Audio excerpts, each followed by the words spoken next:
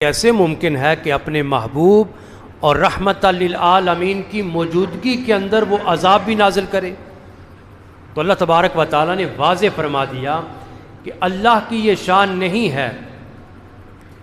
کہ اے حبیب صلی اللہ علیہ وسلم جب تک آپ امت کے درمیان موجود ہیں، ان افراد کے درمیان موجود ہیں تو میں عذاب نہیں دوں گا۔ اب اس آیہ مبارکہ کا جو شان نزول ہے، مفسرین کی ایک جماعت کا قول ہے کہ یہ آیہ مبارک سرکار کائنات صلی اللہ علیہ وسلم پر اس وقت نازل ہوئی جب آپ صلی اللہ علیہ وسلم مکۃ المکرمہ میں مقیم تھے، اور پھر آپ صلی اللہ علیہ وسلم نے ہجرت فرمائی، مکہ سے مدینہ ہجرت کر کے تشریف لے آئے، اور حضور سرور کونین صلی اللہ علیہ وسلم کے ساتھ چونکہ سارے لوگ ہجرت نہیں کی تھی، کچھ لوگ مومن مسلمان وہاں رہ گئے تھے۔ اب جو پیچھے رہ گئے تھے مکہ کے اندر، تو انہوں نے کیا کیا کہ وہ ہمیشہ استغفار کرتے رہتے تھے۔ تو آیت کا دوسرا حصہ کہ وَمَا كَانَ اللَّهُ مُعَذِّبَهُمْ وَهُمْ يَسْتَغْفِرُونَ، تو جب تک استغفار کرنے والے ایماندار موجود ہیں اس وقت تک بھی عذاب نہیں آئے گا۔ اب یہ آیہ مبارکہ جب نازل ہوئی اور پھر اس کے بعد جو مکہ کے اندر حضور سرور کونین صلی اللہ علیہ وسلم کے غلام صحابہ کرام کلمہ گو مسلمان مومن رہ گئے تھے، وہ بھی مدینہ شریف تشریف لے آئے، تو اب اللہ تبارک و تعالیٰ نے چونکہ مکہ مکمل طور پر سارے مسلمان ہجرت کر کے مدینہ آ گئے، تو اب اللہ تبارک و تعالیٰ نے مکہ کو فتح کرنے کا حکم دے دیا، اور فرمایا کہ اب جو رہ گئے ہیں منکر ہیں ان کے لیے عذاب جو ہے اب نازل ہوگا، اس لیے کہ پہلے آپ وہاں موجود تھے تب عذاب نازل نہیں ہو رہا تھا، پھر جو رہ گئے تھے وہ توبہ اور استغفار کرتے تھے، اس وجہ سے بھی عذاب نازل نہیں ہو رہا تھا، وہ سارے لوگ بھی مدینہ آ گئے۔ تب اللہ تبارک و تعالیٰ نے حکم دیا کہ اب مکہ کو فتح کیا جائے، ان لوگوں سے جنگ کی جائے، اور اللہ تبارک و تعالیٰ نے پھر اس کی نسبت جو اگلی آیت ہے وہ نازل فرمائی کہ وَمَا لَهُمْ أَلَّا يُعَذِّبَهُمُ اللَّهُ، یہ اس سے اگلی آیت ہے۔ تو آج کی گفتگو میں دو باتیں قابل غور ہیں، ان دو باتوں کو سمجھنے کے لیے میں 2 سے 3 احادیث کا سہارا لوں گا کہ سرکار کائنات صلی اللہ علیہ وسلم نے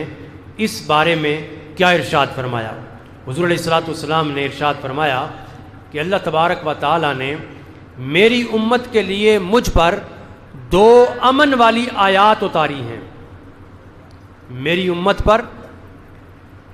مجھ پر میری امت کے لیے 2 امن والی آیات نازل کی ہیں۔ اس میں پہلی آیت وَمَا كَانَ اللَّهُ لِيُعَذِّبَهُمْ وَأَنْتَ فِيهِمْ، یہ امن والی آیت ہے کہ اے پیارے حبیب صلی اللہ علیہ وسلم جب تک آپ ان کے درمیان موجود ہیں میں عذاب نازل نہیں کروں گا۔ اور دوسری آیت وَمَا كَانَ اللَّهُ مُعَذِّبَهُمْ وَهُمْ يَسْتَغْفِرُونَ، فرمایا کہ جب تک یہ استغفار کرتے رہیں گے تب بھی میں عذاب نازل نہیں کروں گا۔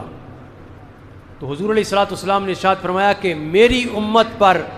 اللہ تبارک و تعالیٰ نے مجھ پر 2 امن والی آیات نازل کی ہیں، اور ان 2 آیات کے حوالے سے اگر دیکھا جائے تو اللہ تبارک و تعالیٰ کسی بھی قوم پر اس وقت تک عذاب نازل نہیں کرتا جب تک اس قوم میں نبی یا رسول موجود ہوتا ہے۔ نبی اور رسول کی وجہ سے اگر قوم جھٹلائے بھی نبی کو، گنہگار بھی ہو، نافرمانی بھی کرے، اس رسول کی وجہ سے قوم پر عذاب نازل نہیں کرتا ہے، وہ انتظار کرتا اللہ تبارک و تعالیٰ ان کو ڈھیل دی جائے، موقع دیا جائے۔ لیکن مین جو سبب ہوتا ہے وہ یہ ہے کہ رسول، کوئی بھی رسول ہو، اس رسول کی موجودگی کے اندر اللہ تبارک و تعالیٰ عذاب نازل نہیں کرتا۔ ایسے واقعات انبیاء کرام علیہ الصلوۃ والتسلیم کے حوالے سے قرآن بھرا پڑا ہے، لیکن سمجھانے کے لیے میں ایک واقعہ آپ کی نظر کرتا ہوں مختصراً اشاروں میں اللہ تبارک و تعالیٰ کے نبی ہیں حضرت نوح علیہ السلام، کتنا عرصہ وہ تبلیغ کرتے رہے، راہ ہدایت پر لانے کے لیے قوم کے اندر موجود رہے، ان کو اللہ تبارک و تعالیٰ کے خوف سے ڈراتے رہے، اللہ کی توحید کا درس دیتے رہے، لیکن قوم نے جھٹلا دیا، قوم مانی نہیں ہے۔ یہ بات اللہ تبارک و تعالیٰ کو پسند نہیں آئی، لیکن اللہ تبارک و تعالیٰ نے ان پر عذاب اس وقت تک نازل نہیں کیا جب تک قوم نے انتہا نہیں کر دی۔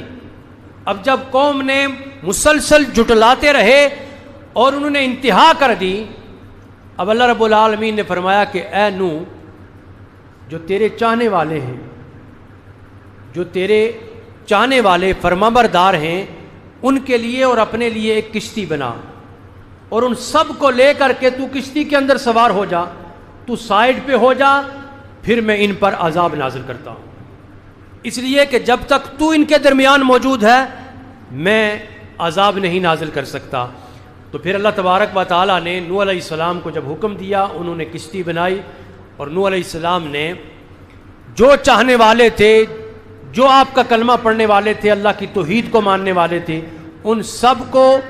ایک کشتی کے اندر سوار کر دیا، اور اللہ تبارک و تعالیٰ نے طوفان نازل کیا، اور طوفان نوح میں وہ سارے کے سارے غرق ہو گئے۔